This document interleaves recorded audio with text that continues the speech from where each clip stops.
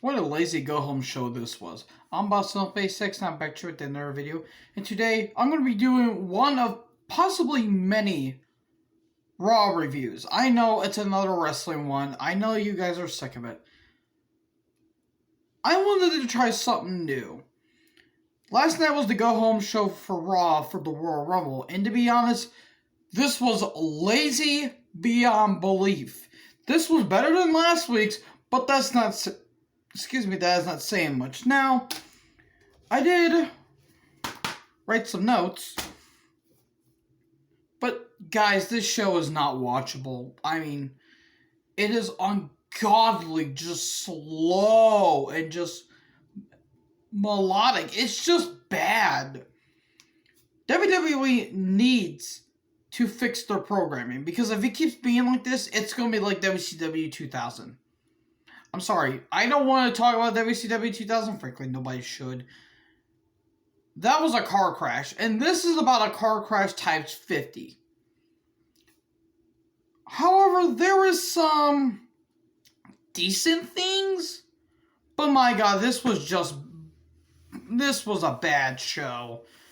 And Raw's viewership is just gonna sink like a rock in the ocean if it keeps being like this. So I didn't catch every single thing because I was either doing something or I just did not care. But we did start off with Drew McIntyre coming in and talking about like how he survived COVID and he's gonna get through this. He's gonna make this triumphant speech. And he's going to lose in the Rumble in 2 minutes to Goldberg because Mr. McMahon is insane. And he doesn't care about the new talent. He only cares about the old talent. Blow me. Pathetic. If that does happen, then I might not watch Raw. Because we don't need Goldberg. I have nothing against Bill. Bill's doing what he can. And Bill should not have been in the ring in 2020 or 2018. Was he in 2018? No, he wasn't. I don't know what the hell I'm talking about. But you get what I'm saying. Miz and Morrison come down, and I immediately hated it. Goldberg shows up. They have a stare down. They beat the crap out of Miz and Morrison. Ho, ho, hey, hey. Spear to Miz. Claymore kick to, Morrison, big kip up with the kilt showing up for all the men and ladies, and possibly children. No children involved. No, that was a terrible thing. No. And then they both, beat up Miz and Morrison, and then cutscene. That was it. There's some stuff, again, that I did not fully see. Like, there were some backstage bits I didn't see, so bear with me. Charlotte Flair, massive ego stroking versus Shayna Baszler. 2 minutes with Nia Jax in her superior immune system. Yeah, God created her immune system. I'm going to use this joke again because I like to poke fun at people. So did the WWE. What did they create? They create the Performance Center. Oh, you've only been there for a certain amount of years, and you're still shit, Nia. And I'll talk about Nia in a little bit. Match went for a couple of minutes and it ended by DQ because we can't have nice things. And then Evans and Brooke came down. Evans came down, and then Brooke and Rose came down. And then we get a 6-woman tag. Went for a couple minutes. A botched countout. WTF is what I put. Restarted. Match was sloppy. Awkward. The women were so out of place. Like, everybody was playing dick around the whole ring and basically just running off doing their own thing. And then Nia Jax has Dana Brooke in a weird choke slam position. She drops Dana on her head, essentially. Thankfully, Dana's okay. I heard that she didn't get a concussion or she didn't hurt her head. But Jesus H. Christ. That was bad. Nia hits a leg drop and wins. She needs to be written off. I'm sorry, take her off of TV. That is inexcusable. She's nearly killed and crippled so many people. She broke, she's hurt a lot of people. She broke Becky Lynch's nose in 2018. She's hurt Bayley. She's hurt Sasha. She's hurt Charlotte for a couple times. She about killed Brooke, and she about murdered Kairi Sane twice. Jesus Christ. Why is she still on television? Oh, it's because her cousin Dwayneson. Yeah, I'm going to borrow that from Adam Blampier of Wrestle Talk, because I don't care anymore. Thanks, Rock. You brought in the pathetic twat that's an idiot on the Instagram or social media, and she's an idiot in the ring. Thanks a lot. Let's calm down now. Recap of Woods versus Mace. Woods probably still pissed that The Undertaker called him out. Let me allow my 2 cents on what Undertaker said on the Joe Rogan Experience on his podcast about talking about the wrestlers nowadays are too affiliated with their video games and they're too soft. I will agree with that. For one reason. I don't agree with someone that supports Trump. And yeah, I'm going to say that because I don't care anymore. I don't care if I lose subscribers. Taker talks about how people will have guns and knives on them. And they have to have more grit. The people in the locker room need to be more gritty, but they're soft. They're too affiliated with childish things. In this day and age, I 100% agree with that. He's right. You look at Miro and Cape Sabian in AEW, they're having a video game gimmick. For what? For no reason.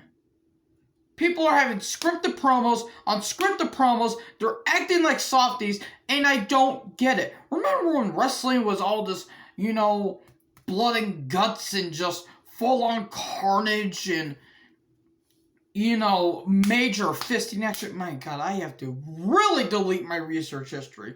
But you get what I'm saying. There's none of that now. Zero. Maybe when it comes to certain wrestlers, like when it comes to Walter in NXT UK. But besides that, nothing. Nothing. The product is small. The product is soft, and it needs to be more gritty. So, Taker, you're right about that. Anyways, Ali cuts a promo talking about, what happened with him in 2019 when Kofi took a spot in the Elimination Chamber because Ali got kayfabe injured. Well, he actually was injured. I was watching this promo thinking, yeah, you're right about Kofi taking a spot and winning the WWE Championship at Mania 35 and then get squashed by Lesnar in October because we can't have nice things. Yeah, why are you going after Kofi, though? Because Orton's the one that injured you. Ali and Orton only had, a couple matches, but it was never a feud. I don't get it. I don't know why he's going specifically after Kofi, but it's whatever. Ali's doing the best he can. Retribution, the workers are great. Well, maybe except for Slapjack. He's mild at best. They're great workers. The gimmick doesn't work. Speaking of Slapjack, Woods sticks on Slapjack, went for a few minutes, and then Woods wins with the Shiny Wizard. 1, 2, 3. Okay. Ali cuts a promo saying that he's going to replace Kofi's spot. Not Arn's spot, but his spot. I think that's how it went. That was from Fall Brawl 97? Or not 97, Fall Brawl 96. Was it? Yeah, it was Fall Brawl 97. Because 96 had the fake Sting and the real Sting and all that stuff. Yeah. I got my things mixed up, but that was a good pay-per-view. Truth and Riddle are backstage doing horrible comedy. Don't care. VIP Lounge with the Hurt Business. Hurt Business is one of the best things going in WWE right now. One of the best factions. They're exchanging stuff and VIP, or not VIP, it was VIP Lounge, not MVP Lounge. I don't know what the hell I'm talking about. MVP got this big, chain that has the Hurt Business THB on it. That looked cool. And then 24/7 shenanigans. Why is the 24/7 title a thing still? I don't get it. It's Saturday Night Live comedy and it's not good. You know, well, Truth came down and said it was his birthday a couple days ago, and MVP's like, come on in, we won't hurt you. They definitely will. Then the 24/7 shenanigans happen, and then Riddle taking advantage from someone, taking advantage of being behind somebody. Yeah, Riddle's an idiot for doing that. If you don't know, look it up, kids. That is borderline stupid for what Riddle did. If he did it, which reports show that he may have. Looks like he did, but, you know, to each their own, I guess. And then that sets up for a 3-on-1, it's a gauntlet match. Riddle takes on MVP, or not Lashley, Cedric Alexander and Shelton Benjamin, and if Riddle wins, he gets the title shot against Lashley. Okay, whatever. Sheamus versus Morrison. This was a great match. Match of the night. Miz and Morrison, or not Miz and Morrison. Well, Miz was outside. Morrison and Sheamus always had good matches. They always had good chemistry. You know, going after the knee, Morrison showing off his incredible athleticism, and it's sad that he's doing that, and he's not being featured as a single star. So he's putting a stupid-ass random tag team with The Miz that's doing terrible comedy. People said, oh, this is going to live to a Mania match. If it does, I don't care. Make wrestling fun and interesting again. Few minutes, about 10 minutes, like somewhere around there, 10 minutes later, white noise, okay, 1, 2, 3. Sheamus is wiped out. He is just wiped out. I mean, I credit Sheamus because I like him, and no, not because of the red hair, but that's for another reason. But yeah, Sheamus is wiped out. Like he has had better days behind him. And then Miz challenges him to a handicap match for reasons. The match itself was good. I just don't understand that it was tornado tag rules. Because no one tagged in and out and the referee was just letting it go. I'm like, okay, whatever. Bro kicked the Morrison skull crushing finale to Sheamus. 1, 2, 3. Okay, that's fine. It's whatever. This is where stuff is starting to get a little bit better, but that's not saying much. Styles and Truth are backstage, doing whatever the hell they're doing. Omos is there, that tall Nigerian man. Put him in the Rumble. Put him in the Rumble. That guy can do some amazing stuff. Styles versus Truth. Match was fine. I mean, it was hokey, but you know, Truth is about 40, or not 40. He's about 50. Take a look at him in 2001 Rumble and look at him now. The man aged none. The man is ageless, I swear. So was Styles. Combined, they're like, what, 93, 92? And they're still in great shape. I do not... Genetics are wonders for those people. A couple minutes go by, then Calf Crusher, 1, 2, 3. Okay. Match was fine. Then we get an Orton and Bliss promo. The big recap of what happened that led to the events. Okay. I don't care about it. Then Gauntlet Match. Hurt Business versus Riddle. Riddle takes on Shelton Benjamin. Riddle's a good athlete. He just freaks me out a lot because of the allegations.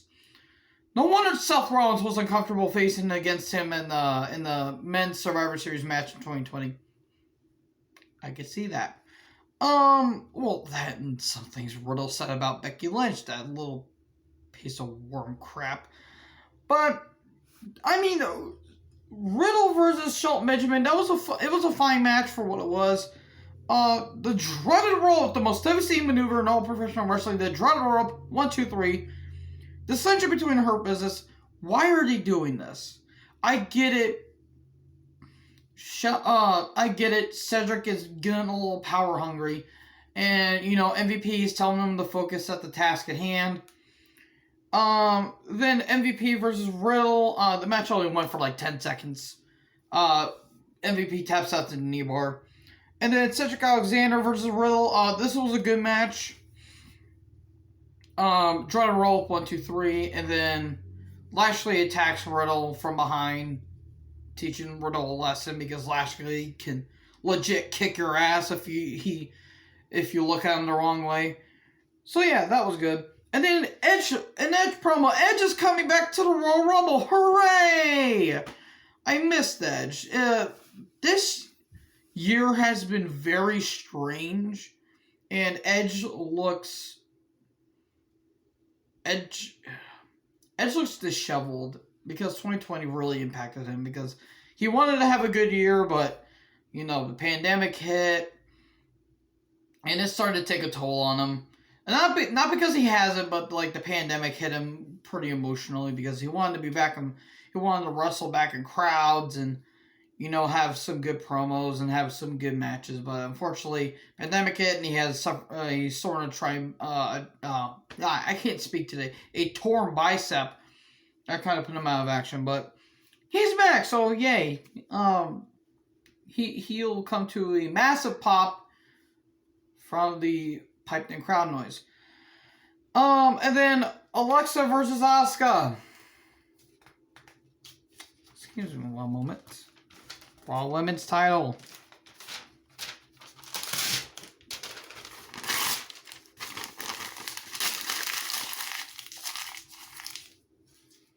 That's all I gotta say about that match. This match was boring.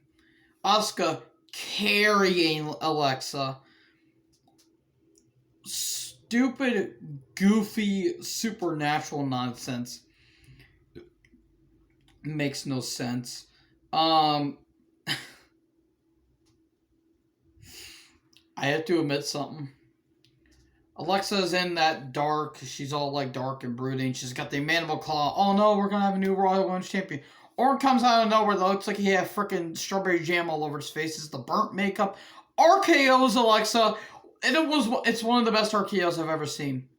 That was ungodly funny. I was howling with laughter. It was so funny the way that Alexa just she just fell. I could not stop laughing. Besides that, the match sucked because Asuka can only do so much. Yeah, this episode was bad. Go figure. It was a go-home show for Raw. Be on the lookout for more reviews like this, because I'll probably do NXT, possibly AEW, and then I'll do SmackDown, which I haven't watched SmackDown in a while, so I'll have to do that. But yeah, and be on the lookout for Royal Rumble predictions, as always. So, make sure to like, comment, subscribe, tap the bell for more notifications, subscribe, join the herd on BusOP6. Talk to you guys in the next video. Peace out.